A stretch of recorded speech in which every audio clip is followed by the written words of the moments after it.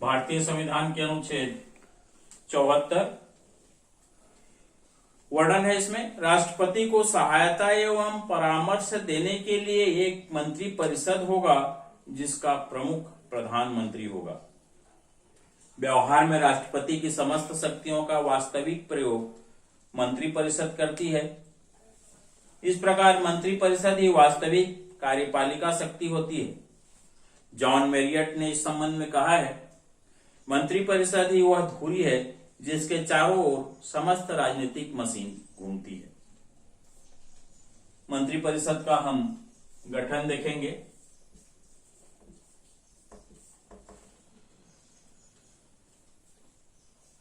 सबसे पहले प्रधानमंत्री की नियुक्ति। अनुच्छेद 75(1) के अनुसार प्रधानमंत्री की नियुक्ति राष्ट्रपति करेगा, किंतु व्यवहारतः राष्ट्रपति को लोकसभा के बहुमत दल के नेता को ही प्रधानमंत्री नियुक्त करना पड़ता है। यदि लोकसभा में किसी दल को स्पष्ट बहुमत न मिला हो तो राष्ट्रपति स्वविवेक से उस व्यक्ति को प्रधानमंत्री के पद पर नियुक्त करता है जिसे लोकसभा में स्पष्ट बहुमत प्राप्त होने का उसे विश्वास हो। गठन के अंतर्गत अन्य मंत्रियों की नियुक्ति। अन्य मंत्रियों की नियुक्ति प्रधानमंत्री की सलाह से राष्ट्रपति द्वारा किए जाने की व्यवस्था है।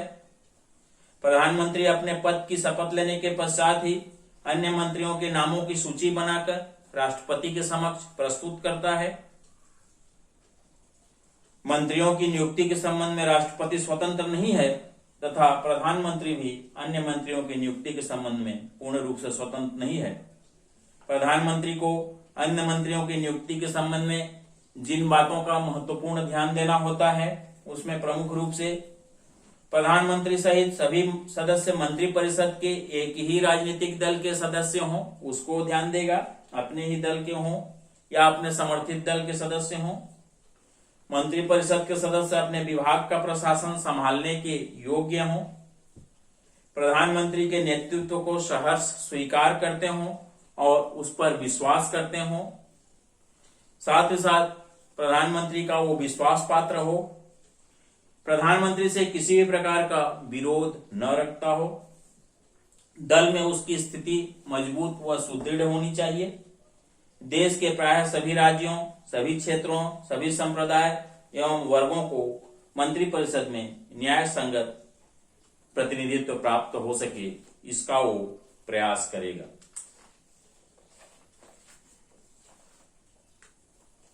गठन के अंतर्गत मंत्रियों की योग्यताएं हम देखेंगे। मंत्रिपरिषद के सभी सदस्यों के लिए संसद के दोनों सदनों में किसी भी सदन का सदस्य होना आवश्यक होता है। यदि प्रधानमंत्री संसद के बाहर के किसी व्यक्ति को मंत्रिपरिषद में सम्मिलित कर लेता है तो उस व्यक्ति को मंत्री पद पर नियुक्ति की अथवा शपथ की तिथि से 6 माह के अंदर संसद के किसी भी सदन से निर्वाचित होना अनिवार्य होता है।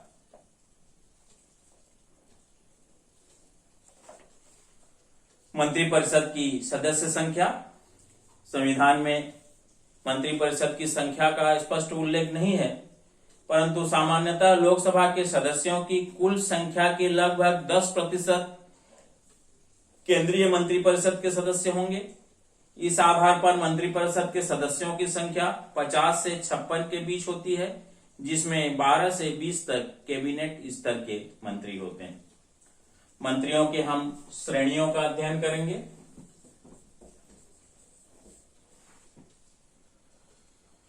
सबसे पहला हमारा कैबिनेट मंत्री। कैबिनेट मंत्री विभाग का सर्वोच्च मंत्री होता है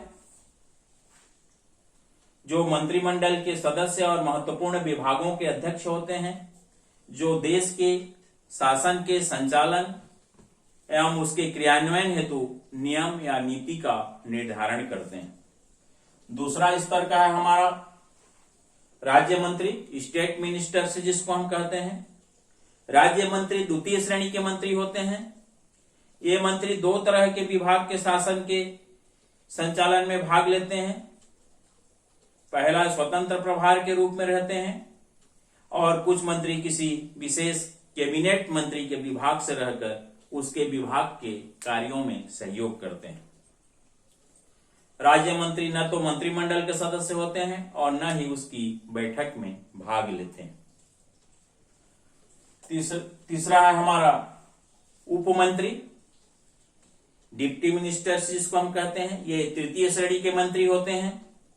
इन्हें किसी भी विभाग का स्वतंत्र प्रभार नहीं दिया जाता है। ये मंत्री जिस कैबिनेट मंत्री या राज्य मंत्री से संबंधित होते हैं उसी के सहायक या उसके सहयोग के लिए कार्य करते रहते हैं। चौथा हमारा संसदीय सचिव, पार्लियामेंट्री सेक्रेटरीज। संसदीय सचिवों की नियुक्ति करना या न करना प्रधानमंत्री की इच्छा पर निर्भर करता है।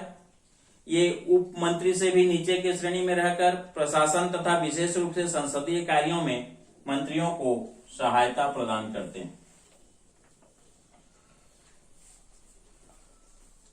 उपयुक्त सभी श्रेणियों के जो मंत्रियों के हम अध्ययन किए हैं उनका जो पद है अस्थायी होता है। ये निश्चित अवधि के लिए अप्रत्यक्ष रूप से निर्वाचित होकर आते हैं। अवधि समाप्त होने के बाद पद से हट जाते हैं। किंतु प्रत्येक विभाग के संचालन के लिए एक स्थायी पद होते हैं जो मंत्रिपरिषद के किसी भी दल के आने व जाने से प्रभावित नहीं होते हैं और विभाग का संचालन संविधान की व्यवस्था के अनुसार करते रहते हैं। सेवानिवृत्ति के पश्चात ही उनको पद से हटाया जाता है। प्रत्येक व्यक्ति में या प्रत्येक जो विभाग होता है उसमें एक स्थायी सचिव, उसके अधीन अतिरिक्त सचिव, संयुक्त सचिव, अधीक्षक तथा आवश्यकतानुसार लिपिक या क्लर्क उस विभाग में कार्य करते हैं। मंत्रियों के जो वेतन और भत्ते हैं, प्रधानमंत्री सहित मंत्रिपरिषद के सभी सदस्यों के वेतन और भत्ते संसद द्वारा निश्चित किए जाते हैं। इसके अतिरिक्त प्रधानमंत्री सहित उन सभी मंत्रियों को निःशुल्क आवास व अन्य सुविधाएं दी जाती है। विभागों का विभाजन, संविधान के अनुसार मंत्रियों के विभागों का विभाजन राष्ट्रपति के द्वारा किए जाने की व्यवस्था है। व्यवहार में प्रशासनिक अनुभव के आधार पर मंत्रियों को महत्वपूर्ण विभाग प्रधानमंत्री द्वारा दिए जाते हैं। प्रधानमंत्री द्वारा किए गए कार्य विभाजन के आधार पर ही बनाई गई सूची को राष्ट्रपति अंतिम स्वीकृति दे देता है। एक मंत्री के अधीन एक से अधिक विभाग भी होता है। कभी कभी एक मंत्री को एक से अधिक विभाग दिए जा सकते हैं। आवश्यकता अनुसार विभाग में परिवर्तन भी किया जा सकता है तथा संख्या कम या अधिक की जा सकती है। मंत्रियों को योग्यता, क्षमता, ज्ञान, प्रशासनिक अनुभव के आधार पर उनको विभिन्न प्रकार के विभागों की बंटवारा की जाती है। कार्यकाल मंत्रिपरिषद का निश्चित नहीं है, परंतु अधिकतम लोकसभा का कार्यकाल तक वो पद पर बने रहते हैं। संविधान के अनुच्छेद 75(2) के अनुसार मंत्रीगण राष्ट्रपति की इच्छा तक ही अपने पद पर बने रह सकते हैं, परंतु व्यवहार में प्रधानमंत्री की इच्छा ही सर्वोपरि है। शपथ ग्रहण, प्रधानमंत्री व अन्य मंत्रियों को शपथ ग्रहण करने के पूर्व राष्ट्रपति के समक्ष अपने पद और गोपनीयता की शपथ लेनी पड़ती है। मंत्रिपरिषद के कार्य एवं शक्तियां देखेंगे। 75(1) के अनुसार मंत्रिपरिषद द्वारा राष्ट्रपति को परामर्श एवं सलाह देने की आवश्यकता होती है और इसके लिए मंत्रिपरिषद की व्यवस्था की गई है। इसमें जो प्रमुख कार्य एवं शक्तियां बताए गए हैं, सबसे पहला राष्ट्रपति को सहायता एवं परामर्श देना। संविधान के अनुसार मंत्रिपरिषद का कार्य राष्ट्रपति को परामर्श देना। राष्ट्रपति मंत्रिपरिषद की परामर्श की उपेक्षा नहीं कर सकता है। राष्ट्रपति की संकटकालीन शक्तियों का वास्तविक प्रयोग मंत्रिपरिषद द्वारा ही किया जाता है। नियुक्ति संबंधी कार्य एवं शक्तियां, मंत्रिमंडल के द्वारा उच्चतम और उच्च न्यायालयों के न्यायाधीश, राज्यपालों, राजदूत, महान्यायवादी, सेना के उच्च अधिकारी, विभिन्न आयोगों के अध्यक्ष, सदस्य आदि की जो नियुक्तियां की जाती हैं, राष्ट्रपति मंत्रिमंडल द्वारा की गई नियुक्तियों को ही स्वीकार करता है और उन नियुक्तियों की घोषणा करता है। नीति निर्धारण संबंधी शक्तियों के अंतर्गत देश के आंतरिक प्रशासन का संपूर्ण उत्तरदायित्व मंत्रिमंडल पर होता है। नीतियों के निर्धारण व क्रियान्वयन हेतु मंत्रिमंडल ही विभिन्न विभागों में पारस्परिक सामंजस्य स्थापित करता है। इसके अतिरिक्त अंतर्राष्ट्रीय स्तर पर संधि, समझौते, अन्य देशों से कूटनीतिक संबंध स्थापित करने, युद्ध प्रारंभ करने की घोषणा, युद्ध समाप्त करने की घोषणा संबंधी नियम बनाने का, निर्धारण करने का, राष्ट्रों को मान्यता देने आदि का जो कार्य है मंत्रिमंडल द्वारा किया जाता है, जिनका संसद प्रायः अनुमोदन करती है। शासन संबंधी निर्णय, नए राज्यों के सीमाओं का निर्धारण करने, सीमाओं में किसी प्रकार का परिवर्तन करने, भाषा के आधार पर प्रांतों का निर्माण करना आदि महत्वपूर्ण विषयों पर मंत्रिपरिषद का निर्णय लेना पड़ता है। विधि निर्धारण संबंधी शक्तियां,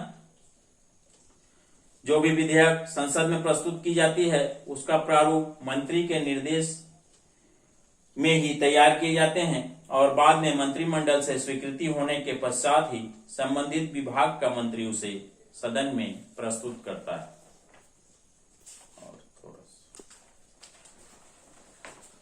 और राज्यों से संबंधित शक्तियां, मंत्रिमंडल राज्यों से संबंधित शक्तियों के अंतर्गत राज्यपालों के माध्यम से राज्यों पर नियंत्रण रखता है। केंद्र शासित क्षेत्रों का शासन पूर्ण रूप से मंत्रिमंडल के अधीन होता है, जिसे वे प्रशासनिक अधिकारियों के माध्यम से संचालित करते हैं। वित्तीय शक्तियों के अंतर्गत वित्त मामलों पर मंत्रिमंडल का पूर्ण नियंत्रण होता है।